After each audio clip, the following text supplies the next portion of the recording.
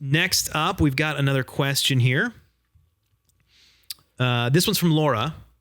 I have a consistent problem with my sleep. While not every night, I often wake up in the middle of the night and am unable to get back to sleep for hours. It comes and goes, but definitely seems to get worse around my period. I eat very well and exercise several times a week. What can I do to stay asleep? Yeah, another good question. I think we can extrapolate a little bit what we told Andrew. Yeah. In the maybe look into some of the sleep apnea rabbit hole a little bit first. The Stop Bang questionnaire. Stop Bang is the name of the questionnaire. Oh, okay. Which it's like 4 or 5 questions. Stop Bang. Stop Bang. And we can even post a link. We can post a link. And that's a questionnaire to see if you have symptoms of sleep apnea. It's a validated short questionnaire. Exactly. Okay. So, but again, that's just one piece of the puzzle, because the other side of that is that women are less susceptible to sleep apnea than men. So yes, there's a little bit lower of an incidence. So not to, ride that train. So we can just assume that it's, for our purposes, we'll assume that's not the case. Yes. What are some other things she can do? So given that, we recommended like a deeper dive for Andrew, with some of the sleep hygiene stuff. You're talking about the question we had last time. Got it. Okay. Yes. Sorry. No, it's all right. So yes, routine, schedule, all that kind of stuff is massively important. I know she said she, eats well and exercises. Eats well, exercises. It sounds like she's well aware of some of her behaviors and such, but still important to kind of take a look at that.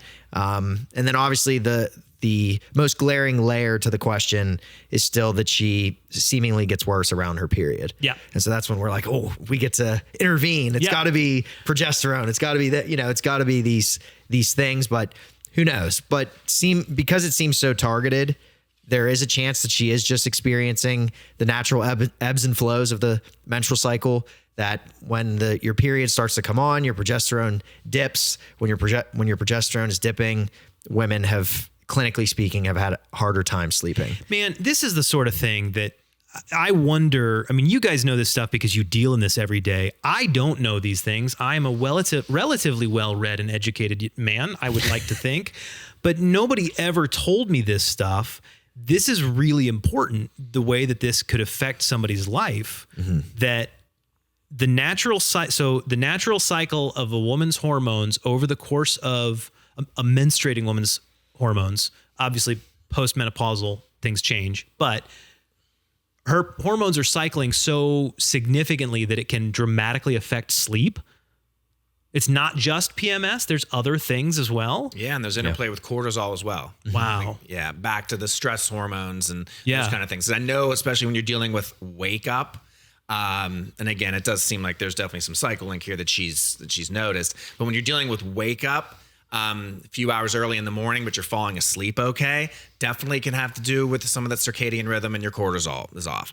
Also can just do with good old-fashioned heavy duty stress. You're waking up in the morning, and I know I deal with it sometimes. I know I have a big day ahead. I find it doesn't really happen on the weekends. I can fall back asleep on the weekends. On a Tuesday or a Wednesday, maybe my mind's racing because you're thinking about work that day, or getting the kids up for school, or what the stock market's going to do that day. Whatever it is, those are things that are upcoming. And if it's 4:30 in the morning and maybe you did get 5 or 6 hours of sleep, not optimal, but not the end of the world. Your body is okay, and you start letting your mind race in all those ways.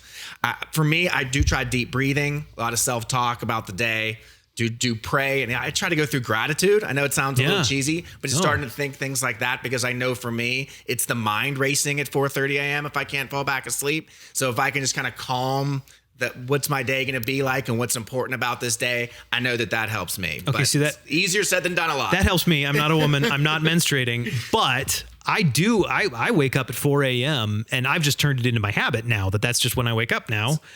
But I'm only getting about 6 hours of sleep typically. I'd love to get a little bit more, but that's some good. I hadn't thought about that sort of thing. It makes sense.